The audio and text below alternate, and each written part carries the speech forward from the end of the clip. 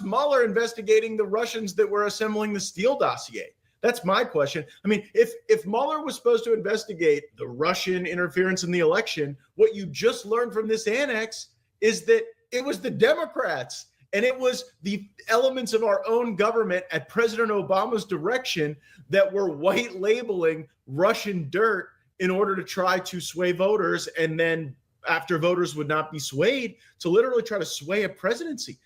They prosecuted Trump for taking home some documents. Barack Obama tried to take home the whole presidency. Mm-hmm. I think there has to be accountability for this. Here's the real strategy question going forward, though, Benny. Mm-hmm. This is all documents, right? And evidence takes two forms, documents and witnesses. How good are the witnesses?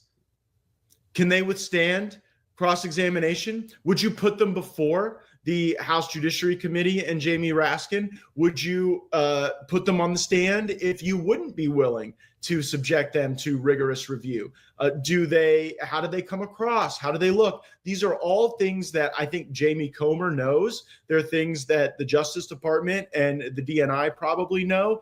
We'll all find out how good those witnesses are, I think, in the coming weeks and months.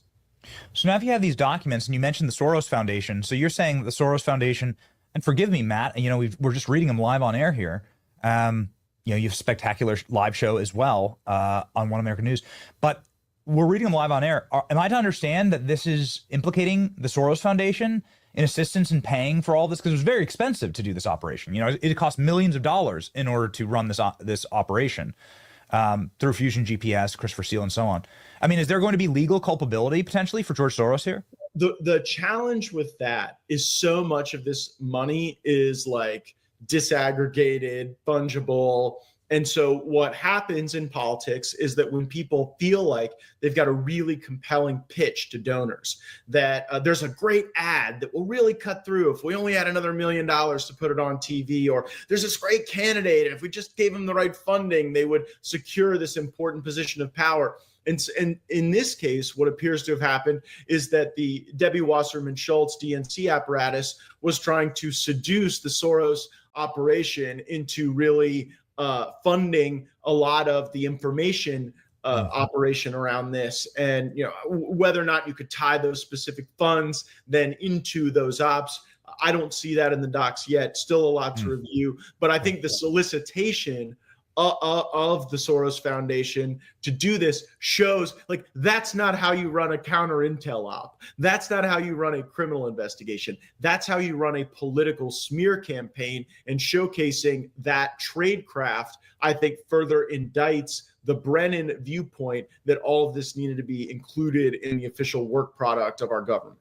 Well, it should be enough for a subpoena, right? Like that, having the name dropped in there and having. Did you put Brennan there? Hey, by the way, here's a fair question. How come John Brennan never had to testify in public about this stuff? I asked him questions behind closed doors, but I begged our leadership, Brennan, Clapper, Comey, no more of these behind closed doors depots. Let's drag these guys in front of the country and ask them the questions that are on the minds of regular folks. And all I could get was the behind.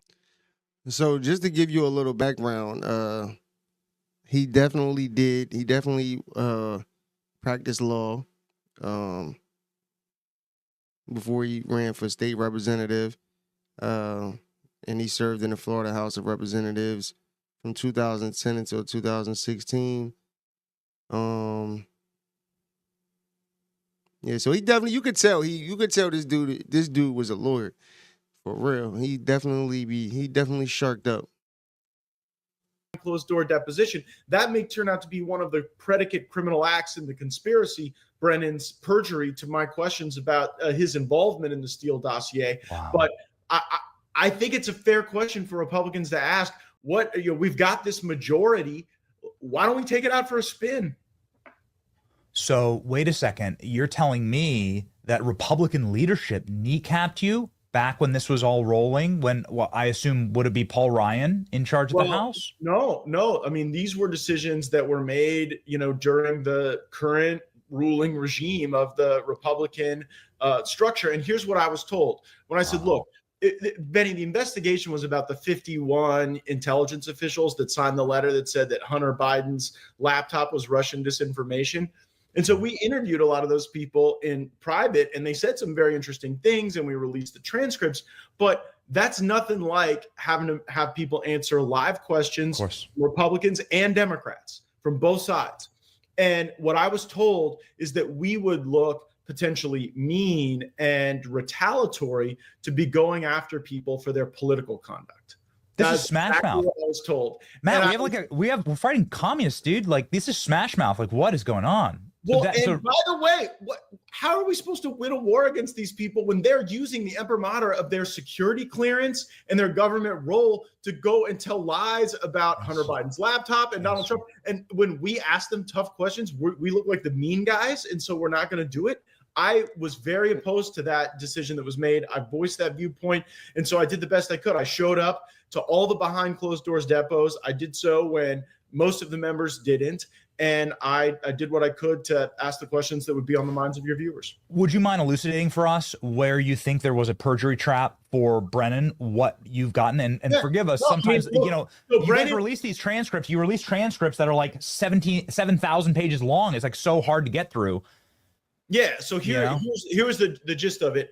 I was like, look, man, how come you got all these people together to say that the Hunter Biden laptop was Russian disinformation? What was your basis to say it was Russian disinformation? He said, my entire career of making decisions about Russia and their intelligence operations. I was like, oh, well, good. I've got one I'd like to ask you about, the Steele dossier, since you're such an expert in all things Russia. And his lawyers went nuts and said, well, we're not here to talk about Steele. We're here to talk about Hunter Biden. And I said, well, tough. You opened the door for it.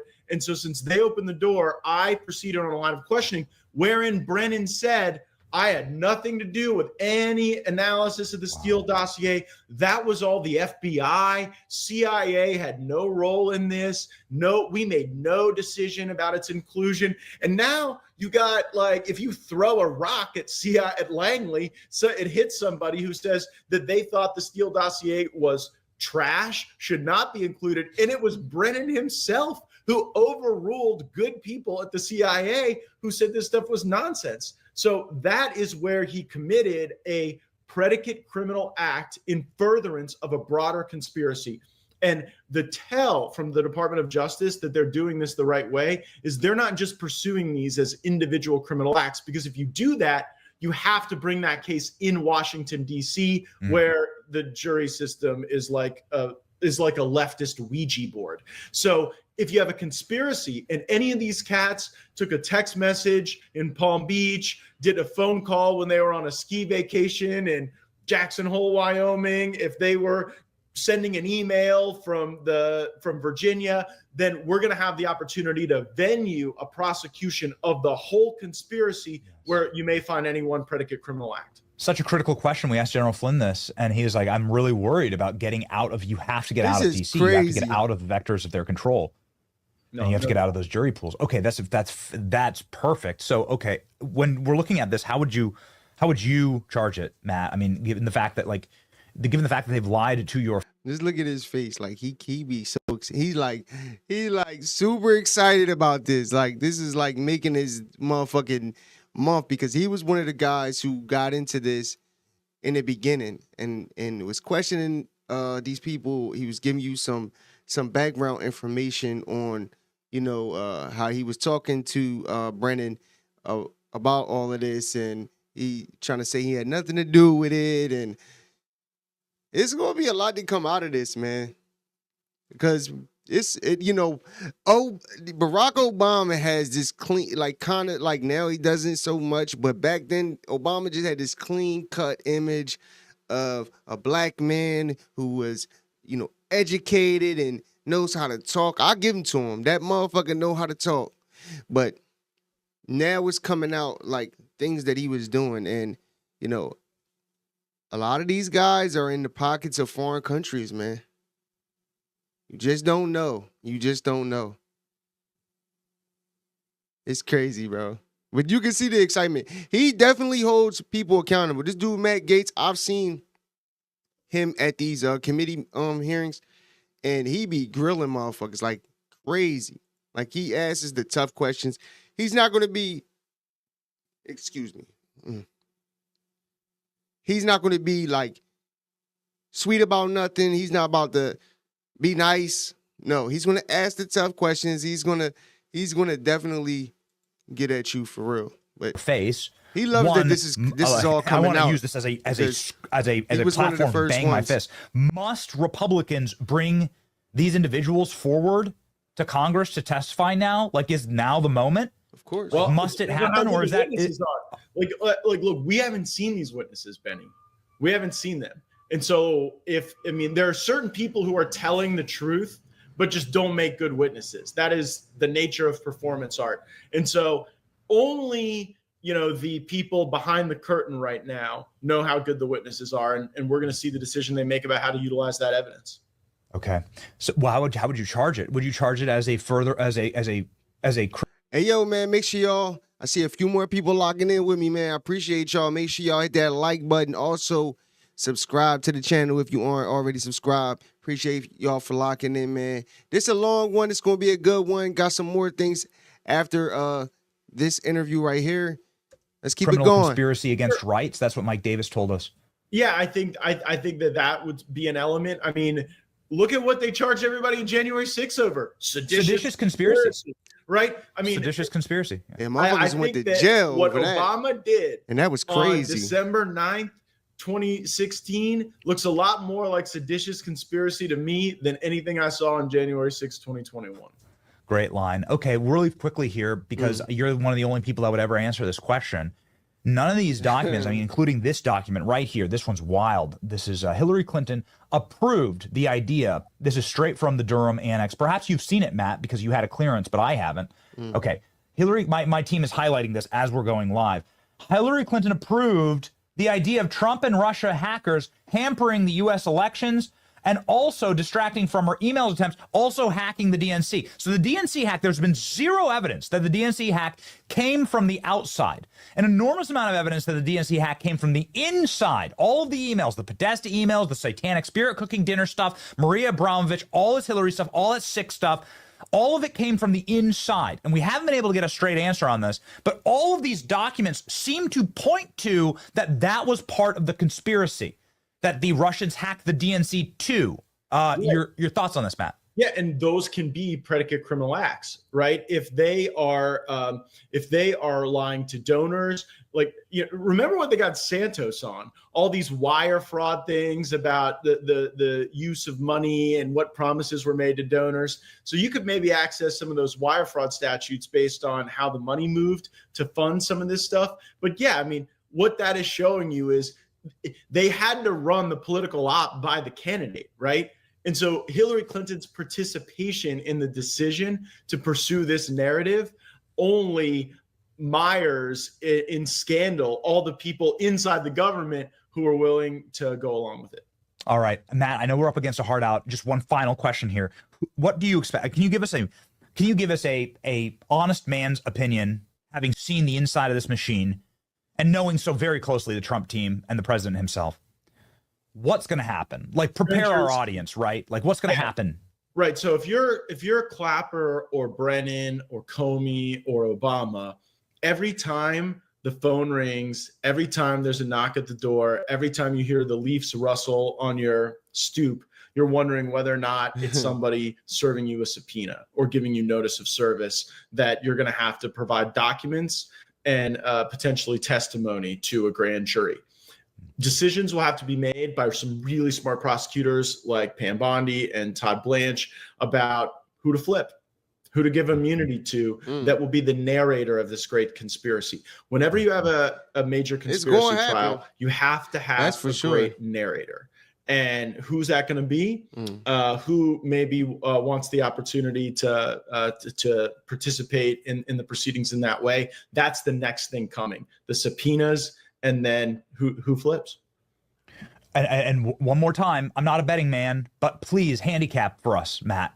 Do you expect people will go to prison for this? Well, look, I think that it's always difficult to get in front of the prosecutors who have to make some of these charging decisions, but a lot of that's going to come down to venue. I don't know whether or not some of these things happened outside of D.C. in jurisdictions where you can get a fair shake. We already had Andrew McCabe strung up, ready to go on lying to Congress, and there wasn't a grand jury that would even indict him in Washington, D.C. because of the nature of that deeply corrupt place. So I think that the venue question is what that will turn on. Okay.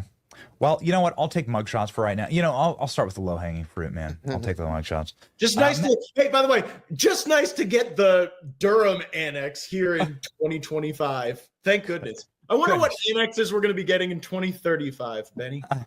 Maybe that's when we'll get. Maybe that's when we'll get the Benny Johnson Tim Pool annex. We'll wait till 2035 and learn. That's right. I've been asking. What a filthy, dirty op, man. What a filthy, dirty op. I'm telling you, that thing stinks to high heavens. And the fact that they were sprinting to wrap it all up. FBI calling me. You're the victim of a crime. Okay. Yeah. All right. We're gonna learn in 2035 that Benny Johnson actually is Vladimir Putin. You just didn't know it the whole time. And we're gonna learn today. All right, man. Shout out to Benny Johnson, man. He always be having some great content, great guests, all of that, man. Shout out to him, man. Shout out to Matt Gaetz, though. He's a lawyer for sure, and he's definitely going. I would love to see Obama in one of these hearings, but I doubt if he's not going to be the one to get. I don't believe so. I believe it's going to be Clapper or Brennan. It's going to be the guys that were in the CIA and stuff like that during Obama's term, who is going to be the ones that get hung out. But like he said, it's going to depend on who's going to be willing to talk, and it's going to be crazy, though. That's going to be crazy. Like, what if Obama really goes to jail? Just think about that. This is 10 times worse than that whole January 6th situation. Like, one person died during January 6th, right? And it was a woman, and she was on the side of the protesters and that went to the Capitol building. She's the only one that got killed. When you look at videos from January 6th, you see the police that were there, like ushering people in, like, come on, come this way. No, not over there. Go to that way, like towards the Capitol building. So you could kind of see that it was a setup. From what information I learned, that like there were definitely agents that were in the crowd that were, antagonizing this whole thing. It was a lot going on with that day, but there were people that definitely went to jail, and Trump obviously pardoned them, but that was years later. It was people that did years in jails over the January 6th issue. Meanwhile, when the BLM riots and everything were going down, people were burning down buildings, like talking about billions of dollars in damages, and it's like it's all good. Tampon Timmy, they was burning down his neighborhood. He said that him and his wife opened the windows in their house because they love this smell. They love the smell of motherfuckers burning down the city. They out of control. Too many losses, it's only right that we win. Yeah, I made a promise I'm never gonna lose again.